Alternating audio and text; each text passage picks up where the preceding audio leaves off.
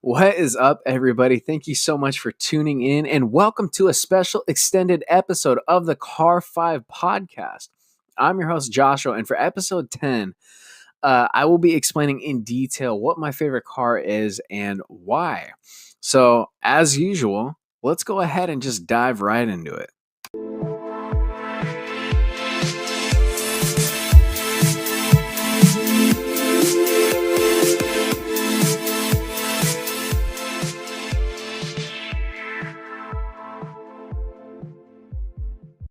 So, really quickly, just before we begin, I want to quickly convey that for special extended episodes that we're going to have every so often on the Car5 podcast, I know our theme and what our messages involves giving you all of the car related news and info you're looking for in around 5 minutes. But for extended special episodes, we're going to take a bit more time, slow down, not, rush a little bit so much into it. So that way I can give you guys a bit more insight on special related topics or topics that I think, are a little bit more special.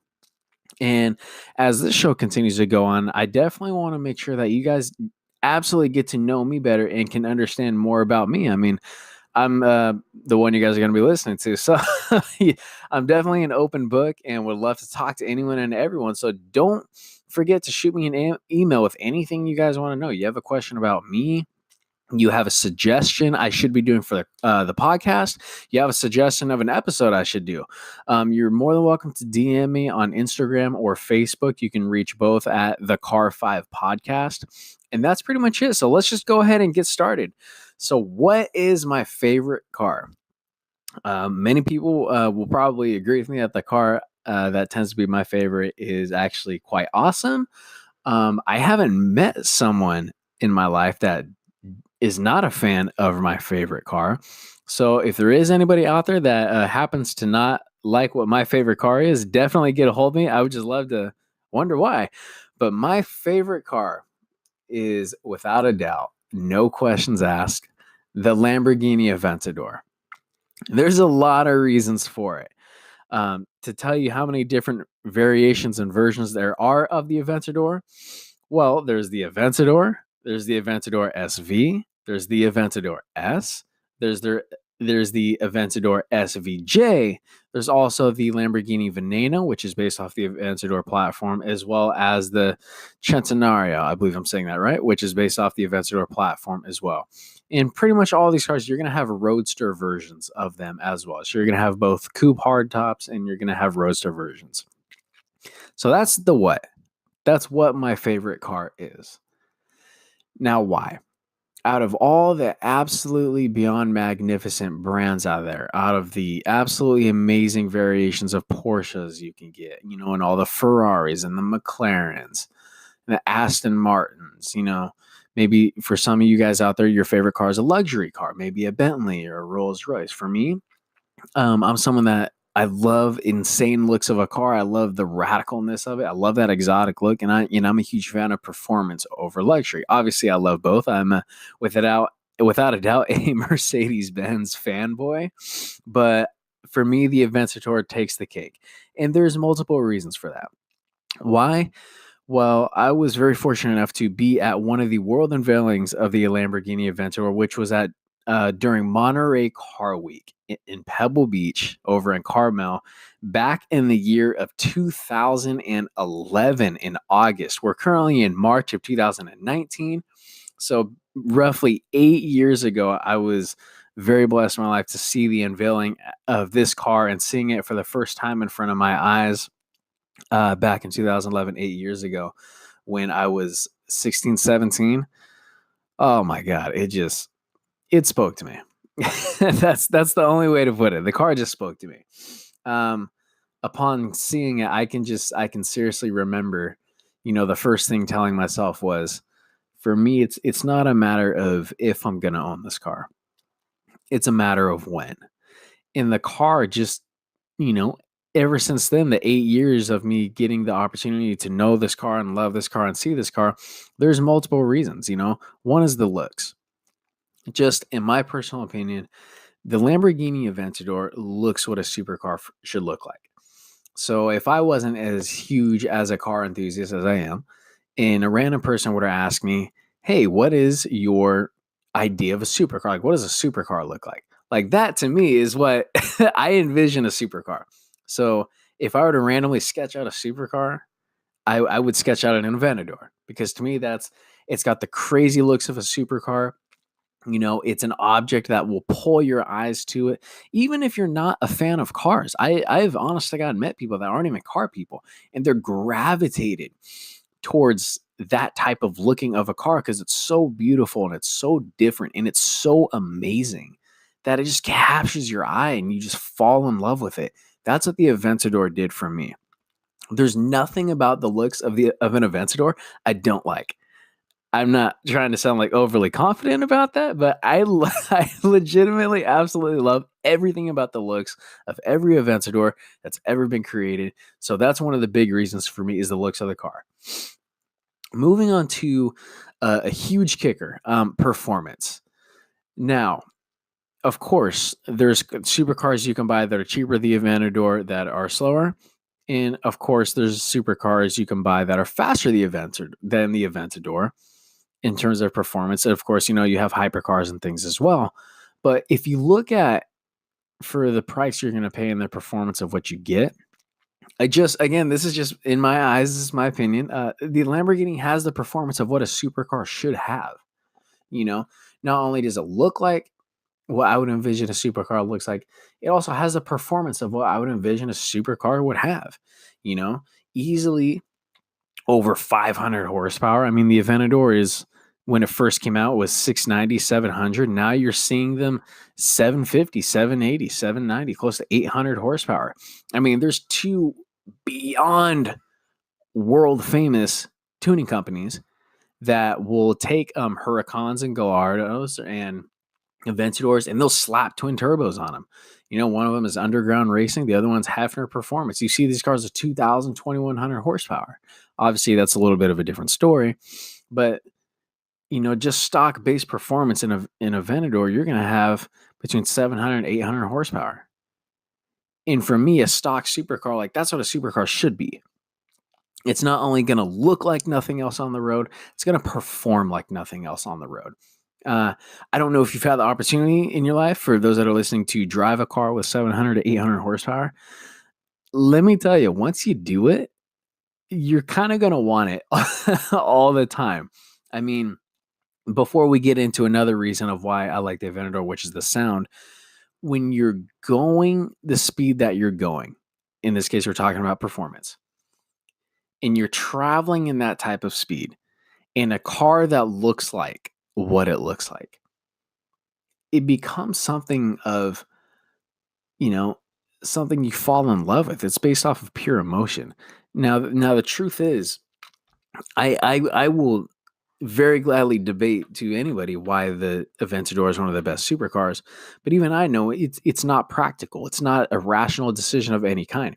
It is purely emotional based, and that's one thing as car enthusiasts, and I'm sure if you're listening to this, you probably tend to be more into cars than the average person. But it gets to a point with cars when it's just pure emotion based. You look at a car, you fall in love the way it looks, the way it sounds, the way it performs, the things you can do with the car. I mean, it's just something you wouldn't necessarily understand unless you drove it. I personally know somebody that, just to give an example of what I'm trying to say, this person thought spending, $1 to $2 million on a car is beyond ridiculous. Just thought it was the dumbest thing in the world. He was a car guy. He liked cars, but he thought spending that kind of money was just ludicrous. And he had the very fortunate pleasure to hop in a Bugatti Veyron. And he didn't get to drive it. He rode as a passenger. And his honest to God's truth was basically telling me, he's like, I get it. I 100% get it. When the car looks the way it does and it drives the way it does, it's just pure emotion. And that's what, cars are about. It's how the car makes you feel. The car, it makes you excited. It makes you happy. It makes you feel alive. That's what the Aventador does for me. It's got the looks of what a supercar should look like. It's got the performance of how a supercar should perform. Moving on to the next one, talking about sound. I think it's safe to say the sound of a Lamborghini Aventador is maybe not even arguably one of the best sounding cars. That's not just my opinion. I would like to think that that is a big standing agreement opinion of many people in the car world. It just sounds like pure pure heaven. And one thing about the Aventador that many people do know, it's a fire breathing dragon. I said this in one of the previous episodes we did. I believe it was episode 4, 5, I believe, where I was talking about the SC18 Alston, the Lamborghini SC18 Alston. They have an upgraded titanium exhaust in that car, so it's even louder than usual, and it even spits more flames. And the Aventador by itself is so loud, and the fact that it shoots flames is just an upstanding positive of it. I mean, how is a car not cool when it spits flames? Like, come on. Like, I'm pretty sure if your car spit flames, like, you would think that's pretty cool too. So that is another one of the reasons for me the Aventador is just a huge, big influence in my life and one of my favorite cars. You know, it looks the way that I would believe a supercar should look like. It performs like what you would think a supercar should perform, and it sounds like what you would think a supercar should sound like.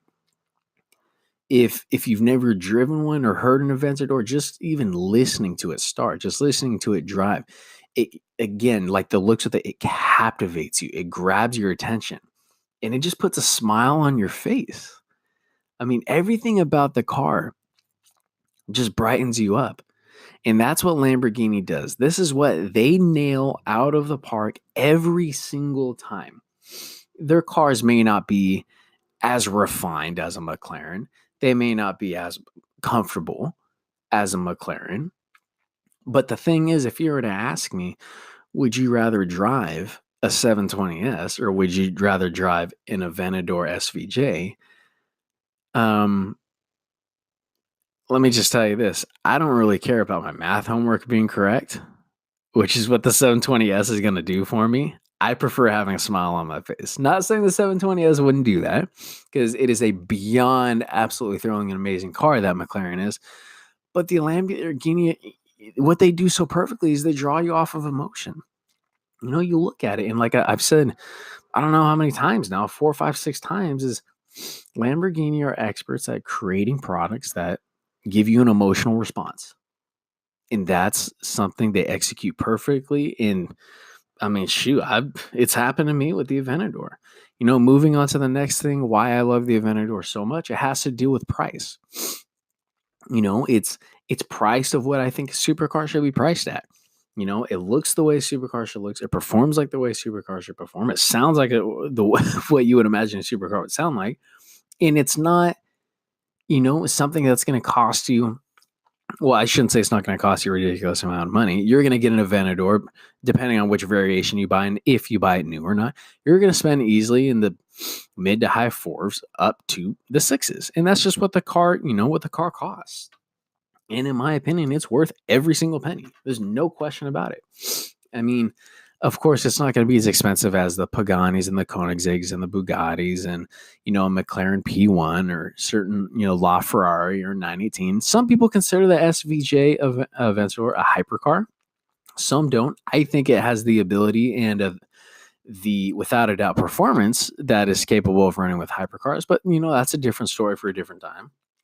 But, you know, you're going to be sitting around with a brand new SVJ Roadster, which just got unveiled today. Oh, my God. Don't even get me started on that car. I pretty much started drooling when I saw the photos. Of course, I'm going to do a podcast about it later. So look for that one. I'm not sure exactly when it's going to drop, but look for that one. And, excuse me, the price is, it's just what it should be, you know? And that's not to say that there's anything wrong with buying a used one. But again, when it comes to the price of a car, you look at a supercar brand new, it's going to be up there with certain Ferraris. It's going to be up there with certain McLarens. And in my opinion, the Aventador is just a whole package of a car. It looks what a supercar should look like. It performs like a supercar should perform. Sounds what a supercar should sound like. and it's priced of what a supercar should be around price. You're not going to spend a super crazy amount, closer to $1 million, but you're not buying $100,000 car either. There's that big gap, which a lot of people don't seem to realize. When you start getting to the $1 million hypercars and just, sports cars, 100,000, maybe some $200,000 supercars, but there is a lot of cars you can buy in the 3, 4s, and 5s, and that's where the Aventador is. It's realistically between the 400,000s and the 600,000 range. So I obviously am a huge car enthusiast. There are many other cars I do like. Again, I'm a huge Mercedes-Benz fan. I love the SLS. I love the AMG GTR. I love the S65 and SL65. Rest in peace to Mercedes-Benz V12s. Very, very sad. Broke my heart the other day when Mercedes announced that. And then, of course, the Mercedes-Benz 300 SL Going. I love that classic car. I'm actually a big fan of Ford, too. I love Shelby's, especially GT500s and the Ford GT. I do prefer the old one, 2005, 2006, compared to the newer ones. Call me a heritage, call it a heritage thing, whatever you might prefer. But this is something that I just prefer the old one. I think it looks better. I think it sounds better. And if you tune it right, it'll go faster. I'm not necessarily the biggest Ferrari fan out there, but there are a couple I like. I do like the F12 a lot. And I love a 1959 California, a classic car. Again, I'm not necessarily the biggest classic car fan either, but I just like the 300 SL from Mercedes and the California from Ferrari. Porsche. Huge Porsche fan. I love all the GT series, the GT3, GT3 RS, GT2, GT2 RS, pretty much all 911s. Absolutely fall in love with the 918 Spider. I was there when that car was unveiled too. Someone I do know actually has one. It's not the YSAC package that you can get upgraded on, which is the extra aero kit and a little bit lighter, but still an absolutely amazing car.